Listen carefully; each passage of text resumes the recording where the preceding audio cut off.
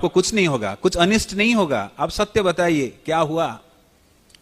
तो फिर युवक कहने लगते हैं कि आप जब राज्य में सभी वृद्ध लोगों को मारने के आदेश दिए थे, मैंने अपने पिता को संरक्षित करके रखा था, और जब अनाज की आवश्यकता पड़ती थी फसल उगाने के लिए, तो मैंने पिताजी से सलाह ली, और मेरे पिता ने सलाह दी कि इसी स्थान पर अनाज मिलेगा, सब्जी जो फसल उगाने के लिए, जो बोने के लिए जो अनाज है, यही मिल जाएगा।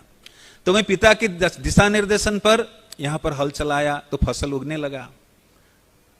तो राजा को पता चल गया कि उनके पिता जीवित थे, लेकिन राजा वचन दिए थे, इस कारण से राजा ने आश्वासन दी। तो राजा ने निर्णय लिया कि बुजुर्ग लोग भी समाज में महत्वपूर्ण हैं, उनके अस्तित्व भी आवश्यक है, और राजा ने निर्णय दिए कि आज से कोई वृद्ध लोगों को राज्य में नहीं मारा जाएगा।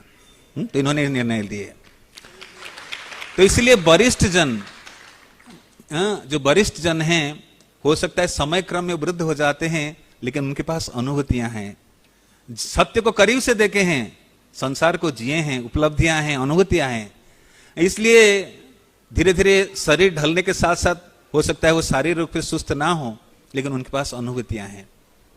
कोई भी यज्ञ अनुष्ठान हो तो बुजुर्ग लोगों की आवश्यकता पड़ती है, उनकी अनुभूतियां हैं, वो दिशा प्रदान कर सकते हैं। तो इसलिए वरिष्ठ जनों का आदर करने से भगवान बड़े प्रसन्न होते हैं, यही विधि है धर्म की। तो कभी भी वरिष्ठ जनों को हम बाहरी रूप से आकलन ना लगाए, नॉट टू जज ए सीनियर और सुपीरियर और a aged person like externally bodily. ये हमें आध्यात्मिक ज्ञान यही दिशा प्रदान करता है कि कभी भी कोई वैष्णव को बाहरी रूप से जज नहीं करना चाहिए। तो भगवान यही देखते हैं, जो उनकी बनाई गई विधि जब सही रूप से पालन हो रहा है, तो भगवान इससे प्रसन्न होते हैं। अगर हम वैष्णव का अनादर करेंगे तो यज्ञ कभी सफल नहीं होगा। वैष्णव के आशीर्वाद से ही यज्ञ संपन्न होता है। भगवान देखते हैं कि धर्म की विधि विधान किस प्रकार से सही रूप से पालन हो रहा है। तो एक सुंदर प्रसंग चैतन्य भागवत में आता है